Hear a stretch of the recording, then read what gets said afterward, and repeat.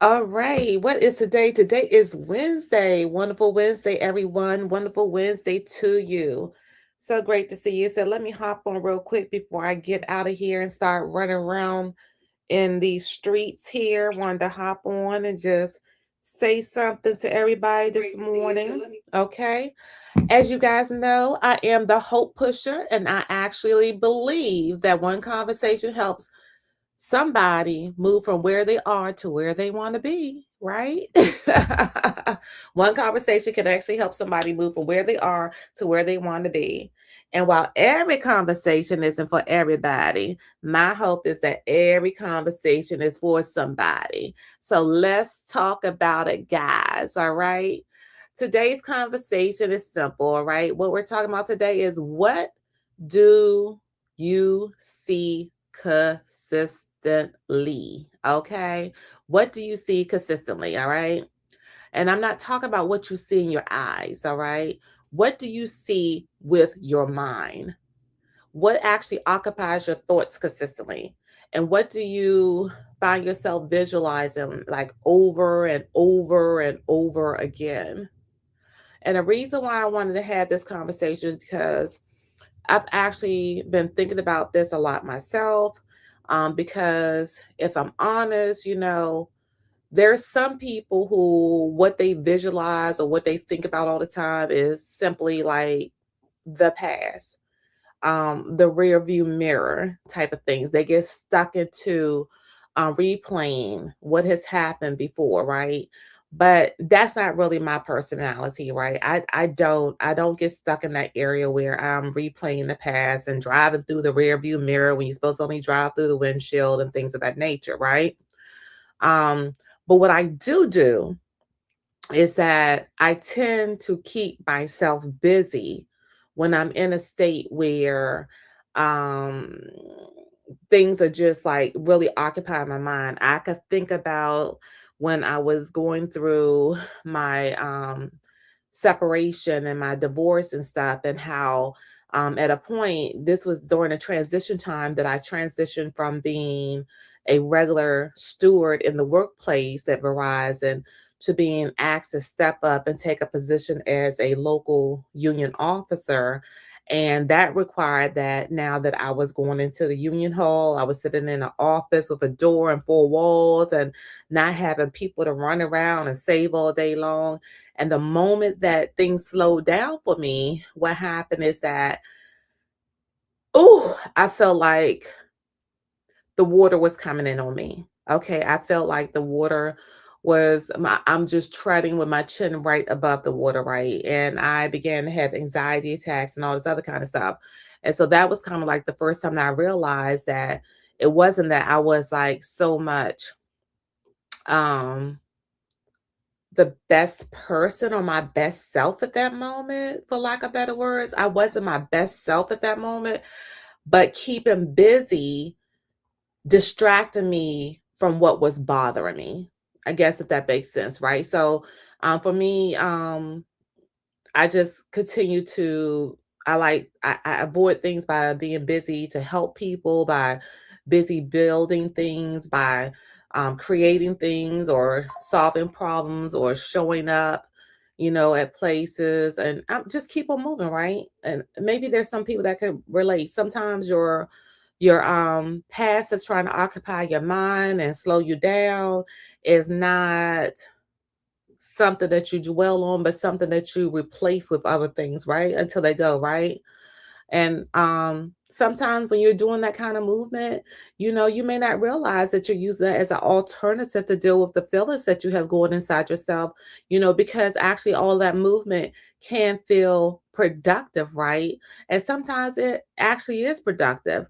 But what I've actually learned is that, being busy and allowing it to distract you from what's going through and what's on your mind and what could be occupying your mind is not the same thing as being healed. Okay. They're not the same things. Um, Being active and being at peace aren't the same things either, because the fact lives that there's been seasons in my life where I've just stayed moving, right? Um, And the moment that that movement stopped, or if I was working on a project or whatever it might have been, the moment that that project stopped or that event ended, the moment the phone stops ringing, the moment that you start have opening slots for your calendar and things of that nature, those distractions then disappear.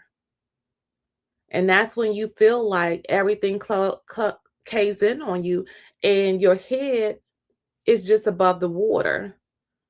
And that's when I realized that just because I'm thinking about something all day didn't mean that I had dealt with it, right? So, hey guys, as y'all come on, say hello to me so I can speak to you, all right? Um, it wasn't that we think that we're dealing with some of our problems sometimes, that we're not dealing with some of the problems, right? When we're busy, we might be outrunning those problems at that time, right? We might be outworking those problems at that time, right? So,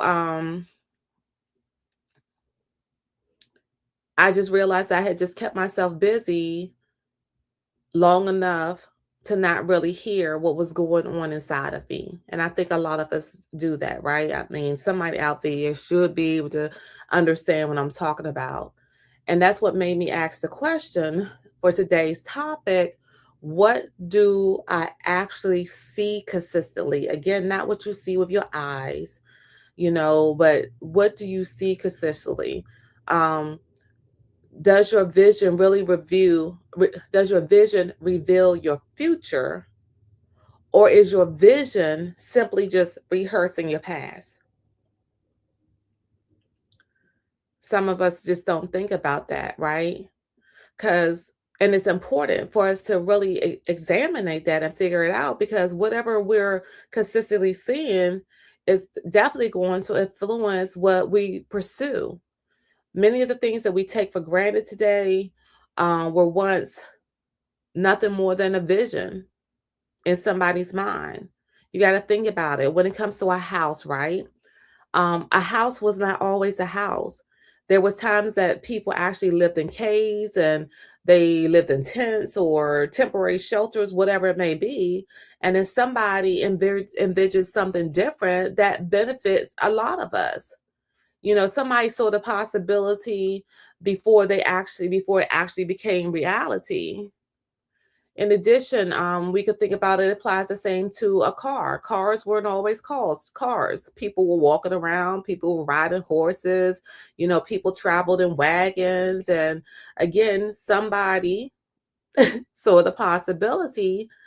And that's the reason why we're driving in cars today. Airplanes, I mean, the light bulb. I mean, there's so many things that you think about. People laughed probably when the Wright brothers was saying, we're gonna fly, right? They thought they was crazy. People laughed at Thomas Edison when he talked about the light bulb. What you mean? The only way that we're ever gonna get light is we're gonna use candles, we're gonna use lanterns, we're gonna use fires and all this other kind of stuff, right? But the thing is that the only way things improve around us is that somebody believes that there's a better way. So a lot of stuff that we look at today as being normal simply only started with an idea, a possibility, a vision, a thought. Somebody saw it before it even existed. And that's what we have to do when we are thinking about our future, right? We have to constantly see it. We have to wake up in the morning breathing it. We have to lay down at night breathing it. We got to have it on our mind in between multitasking with every minute, every moment of our day, in order to do this. Because if you don't keep it in front of you, if you don't keep your vision of what you believe can happen for you or what you could create or whatever, what kind of talents you've been given to by God that you're not utilizing, all you're going to do is consistently see limitations within it, right? Um, and you don't want to live from your limitations, because if you think about limitations, all you're going to consistently see is an obstacle. You're going to make decisions from a place of fear. And when you make decisions from a place of fear, the moment that you get disappointed, that's when you decide to always expect disappointment, or that's when you start getting comfortable with quitting and so much more, right? But if we start seeing it with a possibility and we see it as an opportunity, or we start seeing these things as areas of growth, if we start seeing that we are healing, and we start making decisions to begin to change, and we start acting out and using actions, not just saying it from our mouth, and having those actions to begin to change, that's going to take and actually build up your confidence, because your confidence begins with change. That's the only way you're going to get confident, is because you begin with change, right? So in all of that doing, is kind of like when people talk about, oh, I decide that I'm going to give my life over to Christ, right? That doesn't mean that everything is going to be perfect. When you decide to change and you start living and looking at your future, that doesn't mean that everything is going to become easy for you either, right? You have to remember that life is going to continue to happen regardless. People are going to disappoint you. You're going to see dreams that are going to be delayed, but delays do not mean that it's denied. And sometimes plans don't always work out. We might end up losing friends or people. We may lose opportunities. We may end up making some kind of mistakes. But the real thing that we have to remember is that our past contains lessons. Our past is what we draw our wisdom from. Our past contains experiences, right? But your past was never meant to become your permanent address. And that's the problem, that some people get stuck in their past as their permanent address. And that prevents you from moving forward. That prevents you from turning those visions into reality. Okay. And sometimes I don't even think we even realize how much mental space we're actually giving to things that happened years ago, right? Not because we're dwelling on them, but because they're just still influencing what we believe to be possible. You may not think about it, but you're thinking about it. And the reason why you're thinking about it is because it's being displayed in your actions about what you're not willing to try, because in the past you felt at it, and it's preventing you from moving forward and doing it again. It's just crazy. Those things really do influence what we believe is possible, and they're influencing how we actually see ourselves and what we believe that we are deserving of, right? What we give ourselves permission to do, right? They're influencing the type of risks that we're willing to take, and and things of that nature.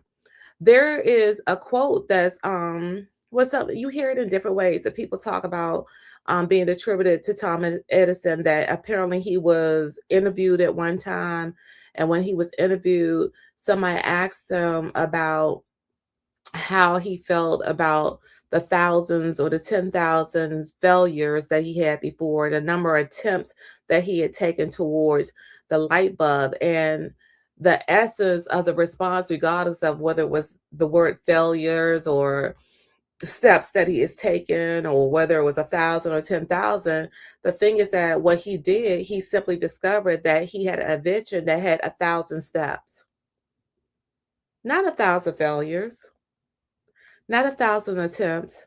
It just had 1,000 steps. And the point that I'm making about pointing that out is that it's all about your perspective. How are you looking at things? How do you see failure? How do you see progress? How do you view setbacks and things of that nature, right? That can only make you wonder. I mean, when you think about it for your own self, or when I think about it for myself, I mean, how many things have I called failures that were actually steps? And how many opportunities have I abandoned because I thought it was a setback and it was meant to stop me, right? How many dreams over the time have I actually postponed because the process didn't happen fast enough, or I didn't have the support around me that I needed to have it? you know, because sometimes we're looking at the middle of the story and we're acting like it is the ending of the book. I talked about that in one of the other conversations the other day, right? We're judging the process before the process is even finished yet.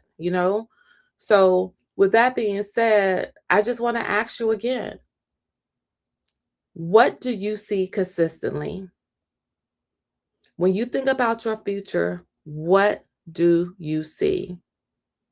Are you seeing possibilities? Are you seeing purpose? Are you seeing growth? Are you seeing healing? Are you seeing abundance? Are you seeing opportunity? Or are you just constantly find yourself returning to what happened in the past?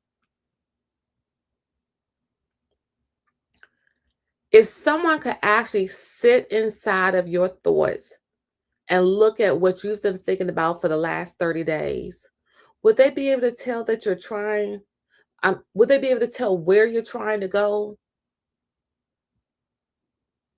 Or would they only know where you've been? Think about it again. Would they be able to tell where you're trying to go, or would they only know where you've been? Could a person step inside your thoughts and see your vision? Or are they only going to see your memories? Because what we consistently see determines what we're going to pursue. So that's today's hope push your conversation, all right?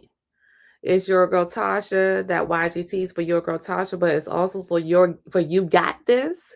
And y'all all know that my favorite word is BAM because I'm always being authentically me. Y'all have and enjoy the rest of your Wednesday. Later.